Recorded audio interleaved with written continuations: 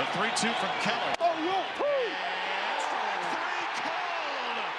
DJ Rayburn just bailed out Keller, and Bogaerts knows it. How do I assess this season? We just lost. How do you think I assess this season? How do you think I assess it? You stay classy, San Diego. San Diego Padres doing what they do best, which is just being kind of pricks. Yes, this was a really big call. We're going to talk about it. We're going to break it down. I'm going to show you how this ninth inning ended up unraveling for the Padres after that call. But also, I'm going to make a case that that call should not have been the reason that the Padres came down to the final out of missing going on to the National League Division Series against the Brewers. By the way, spoiler alert, in case you didn't know, the Cubs won. Yes, I'm a Cubs fan, but Padres fans, stick with me on this one because I want to show you a few things. So let's go ahead and get to this ninth inning. Brad Keller already threw 20 pitches in the eighth inning. He looked really sharp, but he hasn't thrown that many pitches in a second inning. So this was an interesting move by Craig Counsell. Gets to a 1-1 count with Jackson Merrill, and then Jackson Merrill hits a home run just barely into the basket. So at this point, you think to yourself, well, maybe they go to Kittredge. Well, Kittredge has pitched twice in the last 2 days. So they're trying to avoid using him, but guess what? He's in the bullpen, and so is Matthew Boyd. How about that? The game one starter is up in the bullpen. This is how bleak the Cubs bullpen is at the end of this game, because he already used Palencia in the fifth inning, already used Thielbar, already used Pomeranz, already used, as you saw, Keller. This was a very difficult 27 outs to get for the Cubs. This next at bat is the big one. Xander Bogaerts, ball down low, 97. Then the slider, okay? He didn't like that call. It was a strike, but you see the reaction, and then he kind of looks to the umpire, and he says, are we sure about that one? So that's the first little bit of crap that he gives DJ Rayburn.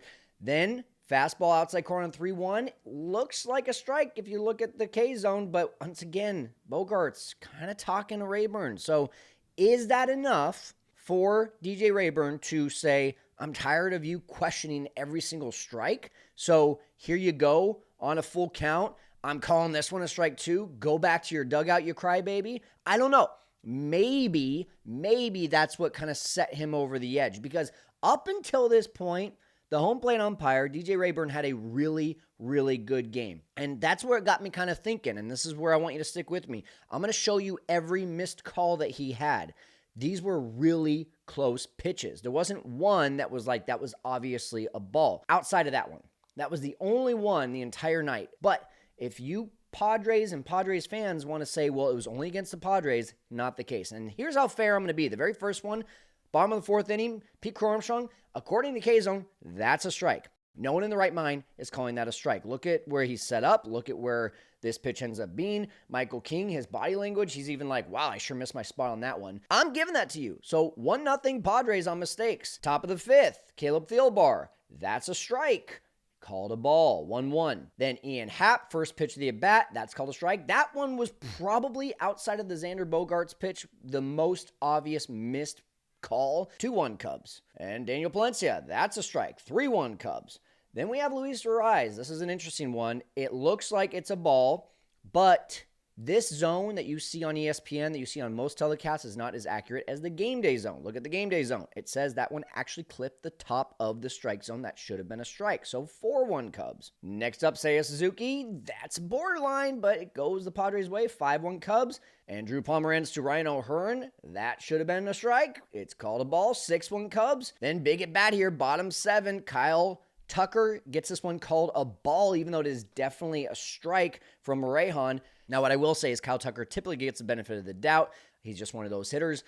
So outside of the Xander Bogaerts one, it's 6-2. Include that, it's 6-3. If you just take out two of those that are kind of controversial, the Luis Ariz one and the Pete Crow Armstrong one from Michael King, it's still 5-2.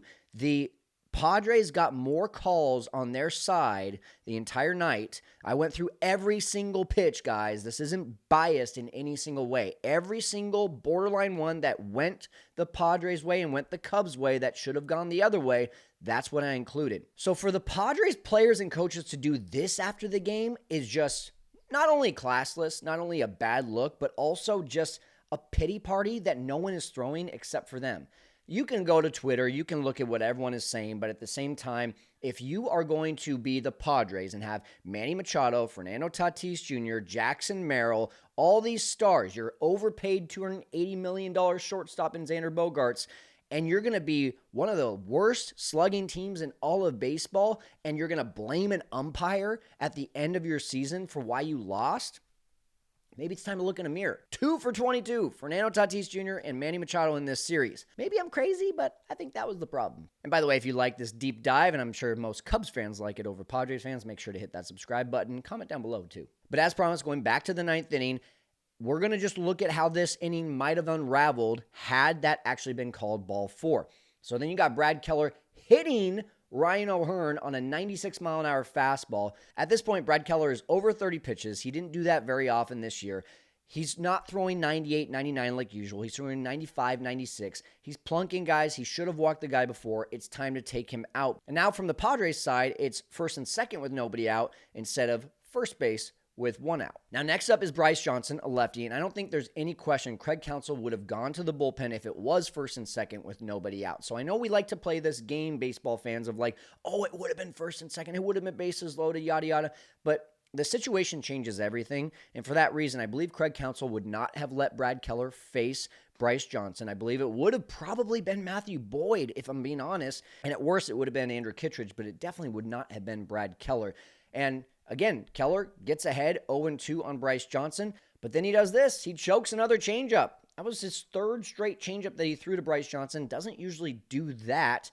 Doesn't usually throw that pitch that often. That just tells you that he's not in his groove. So finally, Craig Counsell comes out. He says he's seen enough at 37 pitches. Yes, thank you, Craig. I think we all have. And in comes Andrew Kittredge. This guy has been clutch for the Cubs this year. Couple bad outings outside of that has been absolutely clutch. His first batter is Jake Cronenworth. It's first and second with 1 out. For you Padres fans, you're probably thinking it could have been bases loaded with nobody out. But on the 1-2 pitch here, you get a little chopper to third base. Matt Shaw coming in, been great on defense all year. Just barely gets Jake Cronenworth after kind of bobbling it there for a second. I thought to the naked eye that he was safe.